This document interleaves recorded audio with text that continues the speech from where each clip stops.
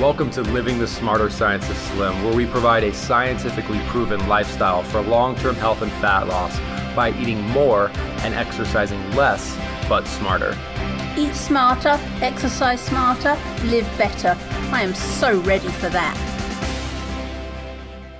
Hey everyone, Jonathan Bailor and Carrie Brown coming at you with another Smarter Science of Slim podcast live in studio in Seattle on a beautiful almost summer evening. It's almost summer, but it feels like summer. It's been quite nice here outside, and it's quite nice inside here with none other than Carrie Brown. Yay! What's up, Carrie? How are you? I'm doing great.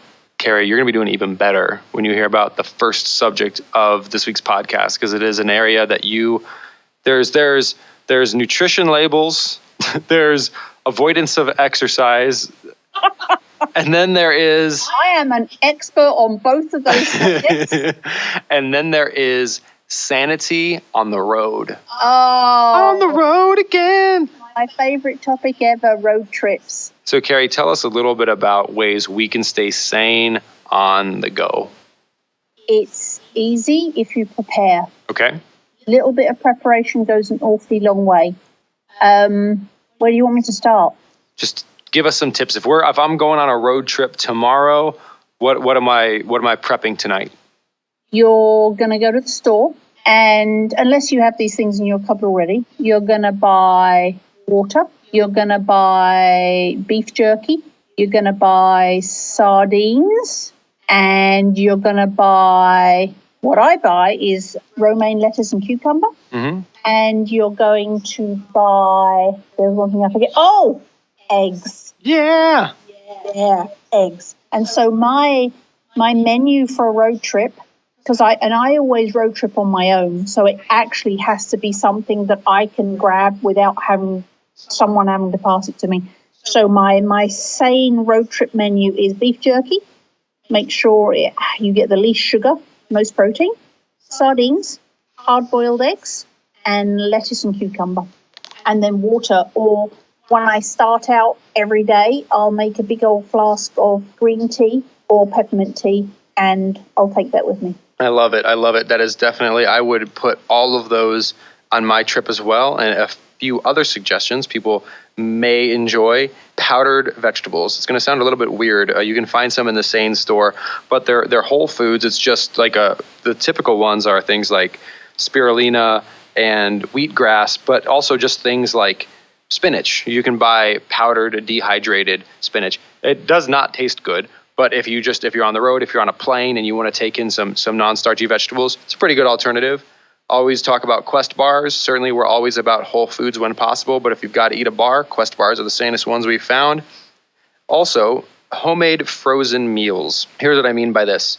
For example, we have given a lot of cool recipes involving Greek yogurt. If you take a Greek yogurt concoction and you put it in the freezer the night before, and then you put it in an insulated bag, X number of hours later, it's ready to eat, right? So you can do that with a lot of different things. So just things you would normally take out of the refrigerator and eat, freeze them, and then put them in an insulated bag, and then upon thawing, you can enjoy them, which is pretty neat. And then finally, I also very much, in addition to the cucumbers and the romaine lettuce Carrie mentioned, I find peppers, celery, and carrots to be excellent travel veggies as well. Yep, and celery and carrots are awesome. Celery doesn't really do it for me, so that's why I don't take that. Yeah. Cucumbers are my thing. I eat them like apples. And the other thing I forgot to mention was sometimes if I'm doing a road trip in the winter, my hot and nutty cereal mix, which I make, if you take it in a Pyrex dish with a lid on it, and then you take a flask of hot water, or when you stop at a rest stop, they normally have the places where you get free coffee, you can normally get hot water en route. And so then I just tip the water into the Pyrex dish, and I have hot cereal or, SANE cereal to have. And I really like that as a warm option if I'm traveling in the winter. I love that. And I also made me think of, when you said hot nutty cereal, clearly nuts and nut butters are going to be a good on-the-go option. Of course, don't eat them by yourself, because you could eat 10,000 calories of nuts in one road trip if you really put your mind to it.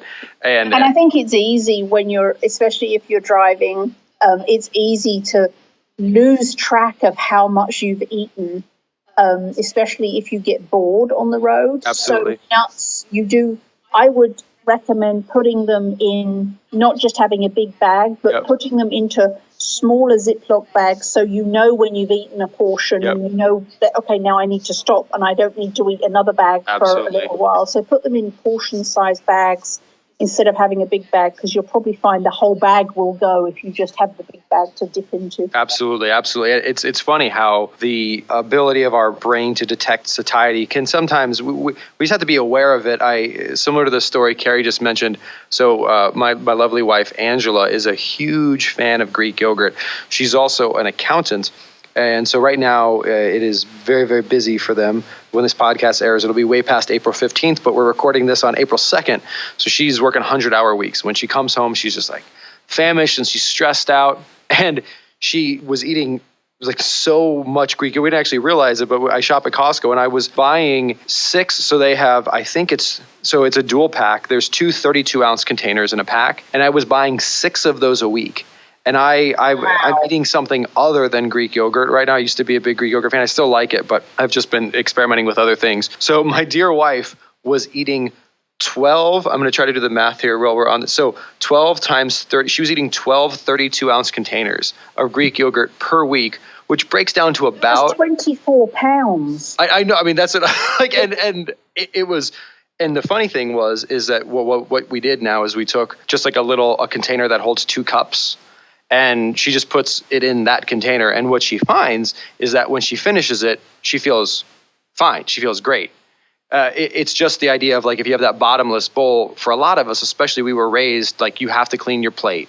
Right. And and that's not actually just crazy thinking. There's been all sorts of studies done where they have soup bowls, for example, where there's actually a hole in the bottom of the bowl, and through the bottom of the table, they actually take a pipe and stick it up in the bowl, and they will continue to fill the bowl with more soup while the people are eating to see if people stop eating when they're full, or if their sensation, or even, and that's the crazy thing though, Carrie, is can their perception of the bowl actually influence whether or not they feel full? Like, would an empty bowl actually psychologically make you feel more full than a non-empty bowl? Which is, I just think, just crazy. So that's like putting it in a bag or putting it in a bowl, not because we're afraid of calories, but rather because clearly, I mean, you don't want to drink too much water. You don't want to do too much exercise. You don't want to eat too much food. Too much of anything isn't good for you. So that's why those keeping an eye and just having an upper bound is a helpful approach. So preparation is the key for me to go on a road trip. But the thing that will mess you up faster than anything else is going inside the gas station. Mm-hmm.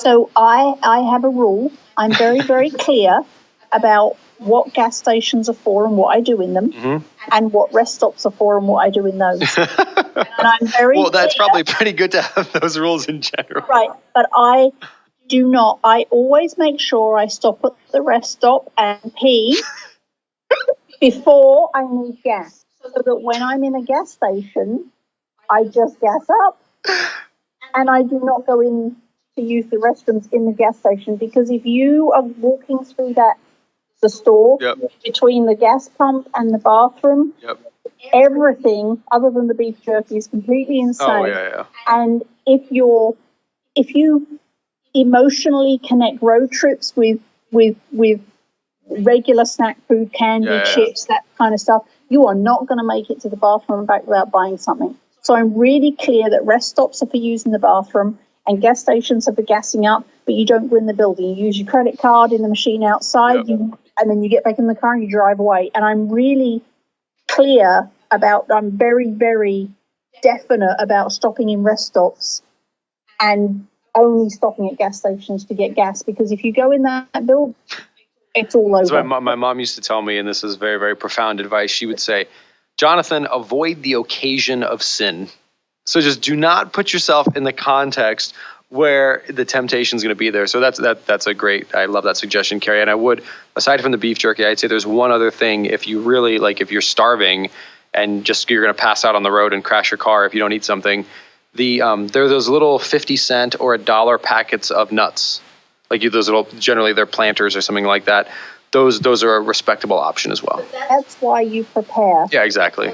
If you get hungry and it combines with needing to use the bathroom, Oh, yeah. gas station is the next thing that comes up, you are on that slippery slope and you're going to be insane within the next 10 minutes. And once you've started down that path, it's just so much harder to stop. So have with you, I always have enough food with me to go, and I normally drive for 12, 14 hours at a stretch at a time. So I have enough food for 16 hours to get me to where I'm going, plus a couple of hours buffer in case something happens or in case I get stuck, so that I'm never hungry and I never run out of sane food. And then I don't go in the gas station. I gas up and then I go to the bathroom at the rest stop. And one thing to keep in mind, folks, I can imagine some listening to this and thinking like, I don't want to like carry a cooler around with me and all of this preparation. And here's the truth. If you don't do that, in a certain number of years, you're going to have to line up your insulin shots and take your oxygen tank with you. I mean, like if you don't take the time to do these things now, one, you'll do them. It'll be delicious. You'll feel full. You'll feel great. You'll look great. Like there's a bunch of added benefits.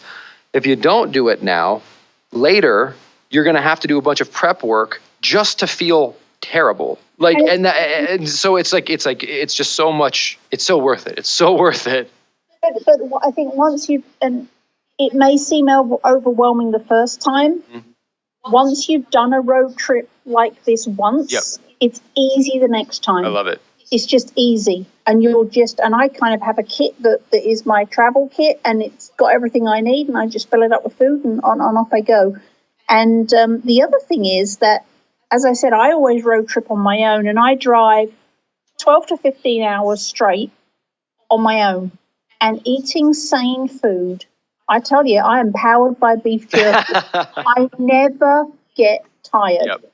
Yeah. And it's because of the food I'm eating. If I was eating regular road trip food, like, chips and cakes and all of that stuff, I would be falling asleep at the wheel. Yep. And I don't. And people are amazed. They're like, how do you do that? And I'm like, I'm eating beef jerky, and that protein keeps me energized and keeps me awake. So there's the added benefit of I'm not in danger. Nor is anyone else. I don't have to stop and take a huge break to have a nap. It's incredibly efficient. And I arrive after driving for 12 to 14 hours straight. Mm-hmm. I will arrive feeling just as good as if I'd sat and watched TV all day. Absolutely. Which is brilliant. I love it. And for individuals who use airports frequently, I can't remember the last time I took a road trip just because I do not have the ability to sit in a car. Carrie finds it therapeutic. I find it rage-inducing. So I'm usually at airports. Let's not travel in the car together. Yes. Don't worry. That's not going to happen. The airport. So if you, because there's differences with the amount you can carry on, and if you do need to buy food in the airport, which sometimes you do, I have two go-to types of restaurants that you can find in most, if not all, major airports. One are Asian-type restaurants, so any kind of wok, because a Panda Express, of course, is not ideal. Like, I don't recommend eating at Panda Express on a regular basis, but if that's the only thing available and you're at an airport and it's Panda Express or McDonald's, go to Panda Express, hold the starch, don't get lo mein, just get a double side of the vegetables and a chicken or some sort of meat or shrimp main dish. That's a good option. Even preferable to that is you can almost always find like a Chipotle or a Qdoba or something like a Baja Fresh, these more Mexican type grills where you can get a salad, for lack of better terms, which is just like a giant bowl of shredded lettuce and beans and meat and wonderful salsas. Like, that is an awesome and delicious, and it's probably one of the most affordable in terms of nutrition and raw food. You're going to find it in an airport. So choice number one I've found is look for a Baja Fresh type Qdoba type Chipotle in the airport. If that's not around, look for something that's more of a stir fry. Those have been the best options I've found in airports. But if you do end up because McDonald's are everywhere. If you do end up in a McDonald's, just hit the salad. They have chicken salads.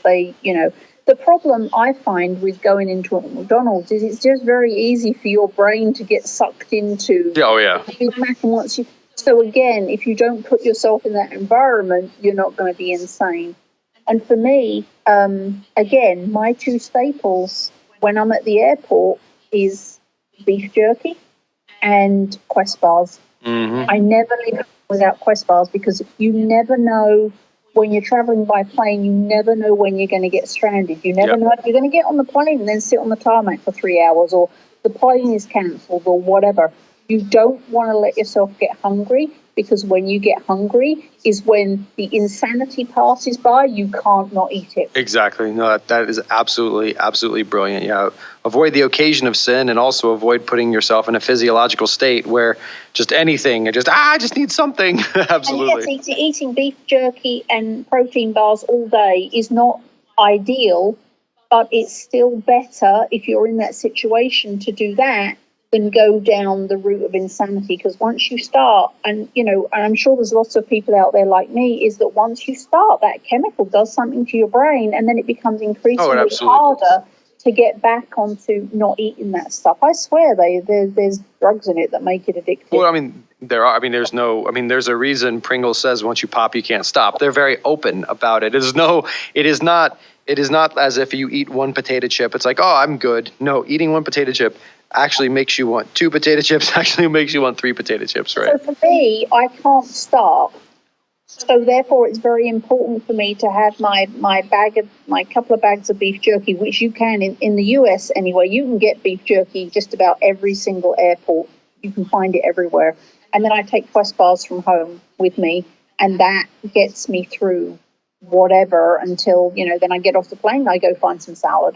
Absolutely. No, I like that. I like that a lot. Well, 2 other things I wanted to cover this week, Carrie, that are important on or off the road, which are sometimes underappreciated aspects of living a sane lifestyle.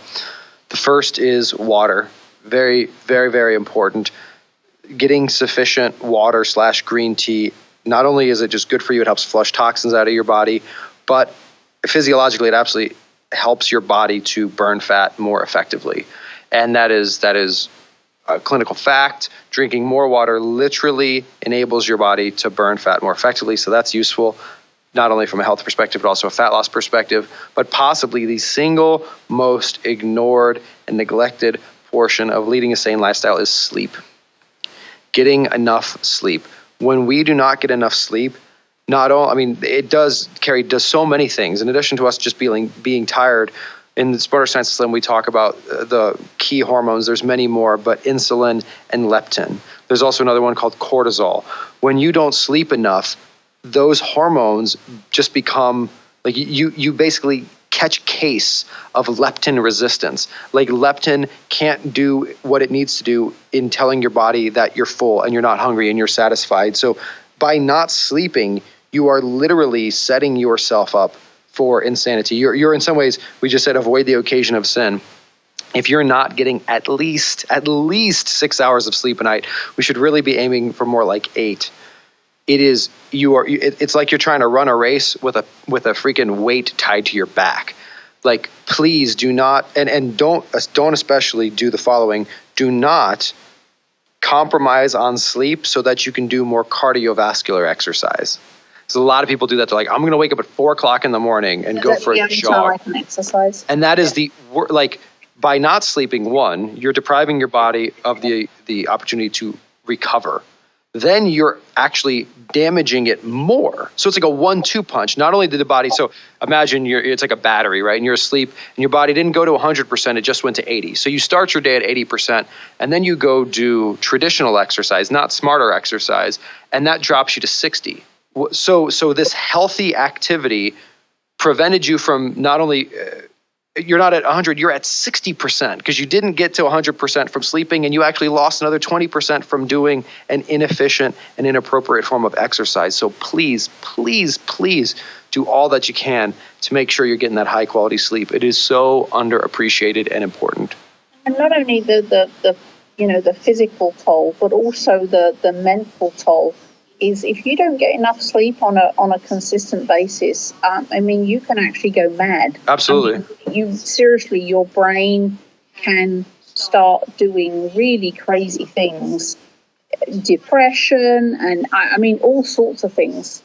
You got to sleep. And this is why sometimes I get some flack for poo-pooing cardio, but we only have a fixed number of hours in the week, and I've yet to meet a person who has a job or a family or just really like anything else going on in their life where they have time to do their job or to take care of their professional or personal responsibilities, to exercise for 15 hours a week, and to get proper sleep. People will skimp on the sleep to do the other things. The science is clear. We can exercise smarter. We can shrink the time needed for exercise to sub 1 hour a week and accrue more benefits than we would with other forms of exercise. And here's the gloriousness. We take that time that we saved, we spend it sleeping. And that's the furthest thing in the world from being lazy. That's being smart. So you take the time you would have spent stressing your body out further, and you redirect that into recovery, into sleep, and you will achieve not only a mental serenity, but a metabolic serenity and healing. Because again, remember, that's what we're after here. We're after metabolic healing and enabling your body to be in a restful state when it's sleeping and healing itself. Man, that is just extra, extra, extra important. So that's why another reason we want to exercise smarter, because you only have a certain number of hours in the week. If you're exercising smarter, take the time you saved, spend it sleeping, 1-2 punch, gloriousness. How could you not love Jonathan Bailor? he tells us to eat more, to exercise less, and go to sleep. How could you not love him? Well, and but Carrie, it's every week. He gives me more reasons. Well, it's Carrie, this is how backwards our society. We talked last week about how we do this because we love it, and this shows you how backwards our societal perception of health has become. What we just described: eating food, not over-exercising, getting sufficient sleep. Like, it is that's obviously like what humans are designed to go to sleep when they're tired and to wake up when they're not tired anymore. And they're designed to eat when they're hungry and to stop eating when they're not hungry anymore. And they're designed to move around, but not to like get on these crazy contraptions for 3 hours until our bodies break down. So for us to think that is some sort of magic permission, like, hey, you get to do this. I'm so flattered, and I'm glad it comes off as that way. But I hope, if nothing else, that just shows us like how backwards our societal perception of health has become, because really that's the way humans were meant to be, right? I am not the science geek in this partnership, but I would hazard a guess that sleep is also regulated by hormones. And so eating a sane diet has got to help that whole process. So I can pretty much put money on the fact that if you change to a sane diet, you will sleep better. Absolutely. Because those hormones will also be in much better shape. And so if you are having issues with sleep, can't get to sleep, or wake up all the time, or wake up and can't get back to sleep, or just can't stay asleep long enough, changing to a sane diet will actually help you to do that, because your hormones are getting themselves sorted out. I love that you said that, Carrie, and I actually don't think you saw that this was open on my computer, but there's 3 quick reader success stories I wanted to share this week. And the first one, see that far. Okay. The first one is actually a gentleman named Jim who lives out here in Washington. In 2 weeks, had 2 pretty amazing, because again, we always talk about healing the body and how that takes some time, but don't let that fool you. When you go sane and you start getting eccentric, within the first couple of days and weeks, you're going to see a difference. For Jim specifically, and Jim is a 50-plus-year-old gentleman who has had PVCs, which are actually called premature ventricular contractions. It's a cardiovascular problem. With 2 weeks of sanity and eccentricity, after years and years and years, his PVCs stopped, and his sleep apnea, back to the topic of sleep, went away. That's awesome. 2 weeks. I have no scientific background for that, but it just makes sense to me that if hormones control sleep like they control every other process in our body, then if we're eating a sane diet, that's also going to start regulating itself without any weird intervention. Absolutely. Absolutely. And second success story for this week, Carrie, it comes from Heather. Heather E007. Hi, Heather. And Heather, I love that you shared this. So Heather was not looking at the scale. She's focused on measurements, which is wonderful, and had a pretty interesting experience with her waist measurement changing. She was walking out of the grocery store carrying bags of groceries, so both of her arms were occupied, and her pants started to slide off because she didn't realize she was progressing so quickly, because this was just over the course of about 10 days. And so she's walking to her car and she starts having to walk like kind of bow-legged, and so that her pants don't fall down, and because it was raining and she couldn't put down the bags because they were paper bags and she didn't want to get them all wet. So anyway, so Heather, we really appreciate her modesty intact. Yes, she did, but there was almost a wardrobe malfunction due to her sanity. So that's awesome. So I can't think of a better reason to be embarrassed by a wardrobe malfunction. If you're going to have one, I mean, at least let that be the reason. Absolutely. And then it reminded me of your wardrobe malfunction on the beach last year. Yeah, that was pretty funny.